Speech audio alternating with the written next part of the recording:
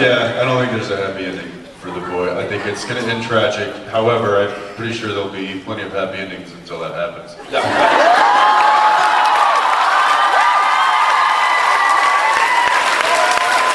Thank you. Thank you.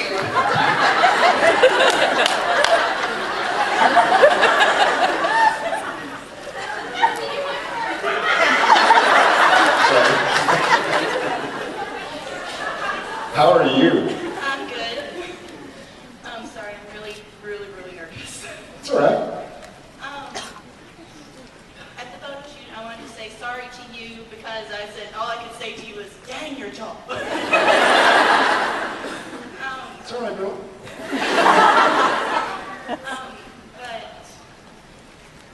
Jensen, I watched the show that you were in. It was Tenant Chigro. I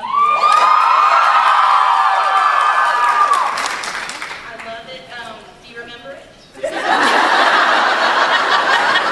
Oh, are you that old? Have you changed your diaper lately? I'm asking for her. Yes, I remember it. Cool, see you later.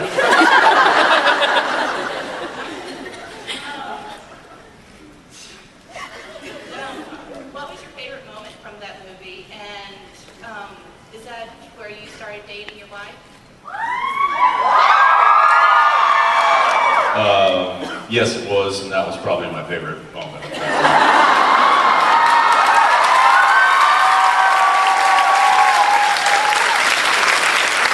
Thank you for the question. Nice skirt! Hi. It's a kilt. It's only a skirt that you wear underwear. True story. Hi. Hello, I'm Abby, and I was just wondering, because I want to be an actor someday, do you have any advice for aspiring actors and actresses? Don't do it. Just. Get involved. Find a way to get around people and places and things that can teach you about the industry. Why do you want to act? I just really enjoy it. It's a lot of fun to me. Do you like the performance aspect of it? Do you like the character study aspect of it? Do you like improvisation? Do you like comedy, drama? What is it? What do you like? I like bits and pieces. You should get into politics. I vote for you. Abby for president. I think that's that's something you got to figure out. What makes you passionate about it? What is it that you like? And then he and I really kind of learned on the job. So our story's a little different than most people, but it takes a lot of resilience, and you got to be persistent.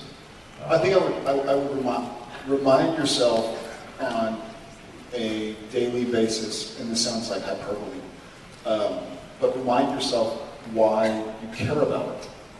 Because he and I are both, I'm just speaking objectively, very successful. I'm doing this, but he and I have both lost. Doing this makes it seem like it almost sounds like we're not successful. Are very successful. I didn't do that voice, I just did things. That is my impersonation of you. I did my normal voice, just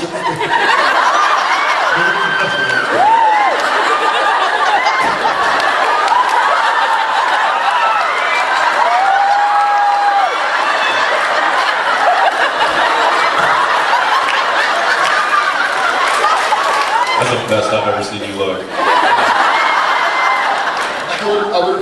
So my point was, before I apparently did a voice, is that That's it! Here's the story. Before Supernatural happened, a friend of mine, a girl named Angela Johnson, actually, who's an awesome comedian.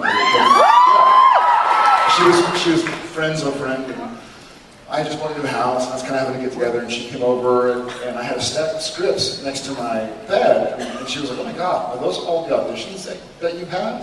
It was probably 30 or 40 scripts, but a decent stack. And I was like, follow me.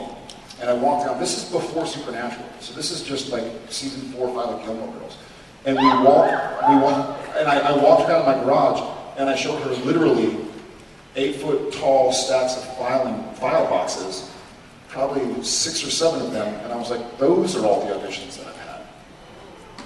Wow. You know, I've booked a couple roles. I've not booked hundreds of. His failure rate is through the roof. Through the roof. But Literally stacked through the roof. literally could have been if I had a ladder. But my point is that through all of that negativity, through all of that rejection, I remembered that I loved storytelling, and I loved trying to understand the human problem and relationships, and exploring loyalty, exploring stories, and exploring people, and the human condition, I guess is the word I'm looking for. So remember why you do it. Because if you do it to be famous, or if you do it to get money, or if you do it to get notoriety, then you'll never be satiated.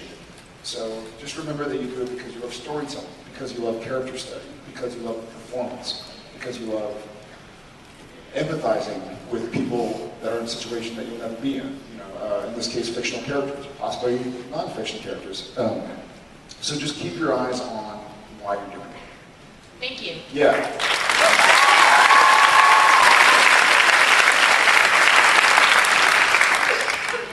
I was just wondering, what's your favorite or funniest moment, or moment you've been most proud of your kid? This is for both of you. The funniest moment with the kids? Or a moment that you've been most proud of them, and like, I'm glad to partner with. Yeah. This is, there's so many, you can't really, it's really difficult to put your head, like, it's difficult to identify one for all the other parents out there. She's asking what's like one of the coolest, funniest moments with being a dad or having kids.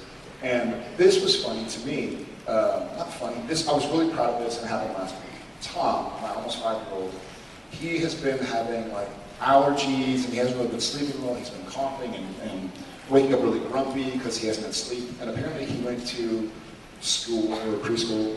I did the thing.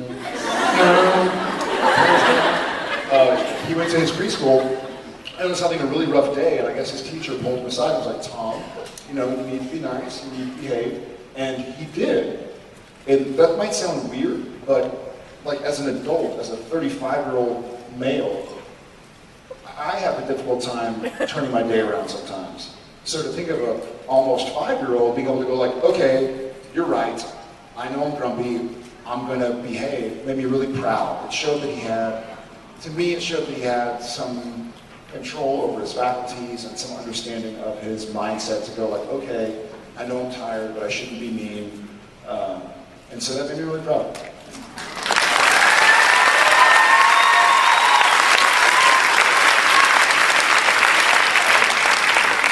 My 3-year-old's a turd, so. Yes, I'm still waiting for a proud moment. I've just been all down. I'm kidding. I will. There's again for those who are parents. It's every day is a proud moment. There are moments between moments that truly kind of. It's just a constant wow factor for me. And scary too. You know, it's tough me in a way. In fact, just the other day, here's I'll brag on both our kids real quick. The other day, JJ was over at Jared and Jen's house, and she was playing with the boys, and they were running around. We were in Vancouver working, and so Jen and Daniil were talking, and the kids were running around, and they ran into one of the rooms and shut the door because they were playing hide and go seek from Shep. So Shep was the one counting, and they were running and trying to hide. So Tom and JJ ran off into this room, and Daniil heard JJ scream and start crying, and they went to open the door, and I guess what had happened was when she ran in, Tom ran in behind her, and Tom grabbed a big heavy wooden door and She'd slammed gone, it. she'd gone to the hinge part of the door. And her finger was in the hinge part of the door. And she's okay. There's just to get that out there quick, she's fine. But it hurt her very, you know, she was really hurt. I mean, her finger's still swollen and red. And of course she was like, you know, in a lot of pain, and she was crying, because that's what kids do. And Tom started crying. Because he felt so bad that had happened to his friend. And he was apologizing, and through the tears he was apologizing, and through the tears JJ was saying, "It's okay, Tom, I forgive you."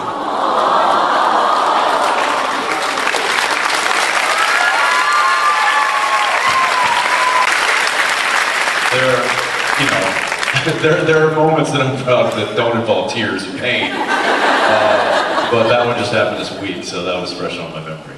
But yeah, it is daily that my cup runneth over. Thanks. Thank you.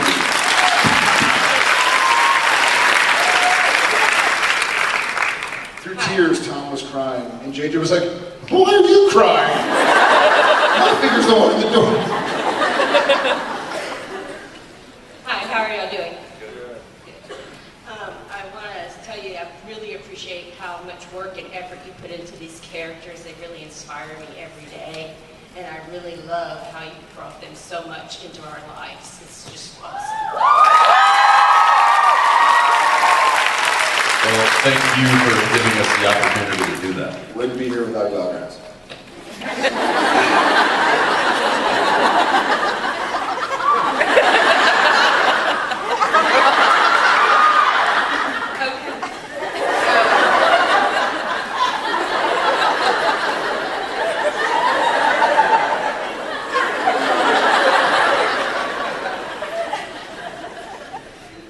You know I can see you right there.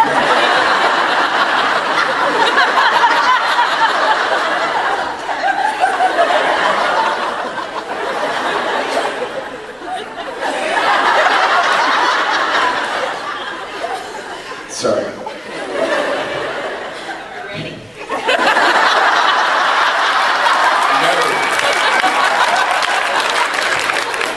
That question gets asked to us all day, every day. And it's our first AD who runs the set, who's just standing there with her walkie going. Are we ready? I really. Are we? All right, You know what? Just lock it up, roll sound, they'll figure it out. Sorry, we're ready now. Never ready, but let's see how it goes. You're about to make my teacher come out and say, "What are we supposed to be doing?" See? Our first AD's favorite 2 words, work break. Hey guys, work break. Okay, I wanted to ask a question about the recent episode, but since everybody keeps yelling spoiler alerts, I'll go with something less spoilery. Yesterday in Mark's panel, he said that his go-to... Who's Mark? He said his go-to hunting buddy would, Crowley's go-to hunting buddy would be Dean. And I'm wondering how Dean would feel about that. Going hunting with Crowley? Reminds me of a Dick Cheney story.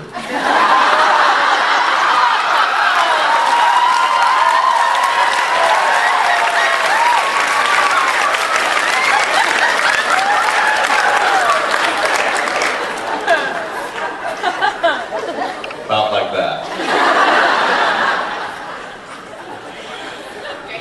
Some youngins in here going, who? I don't know. Thank you. Hello. There. You guys are so handsome. Don't stop there. You also smell really good. Carry on. I like this question. Round of guys.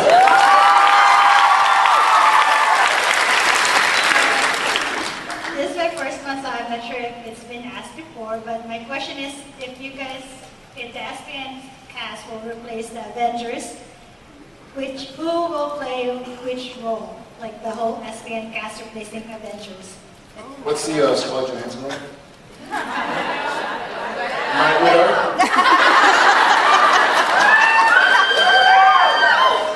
Black Widow, Night Widow, all widows.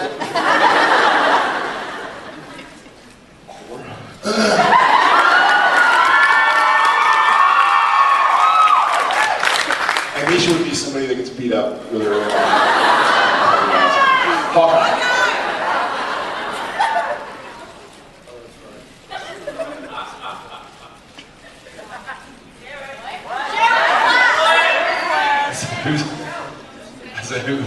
I said, what's the name? Iron Man's assistant. Pepper. Give us a little Yes. Yeah, Castiel would be Pepper. And, Iron Man. I don't know. Poker would be great. Yeah, that'd be good. So what's left? We still got Captain America? I'll take that one.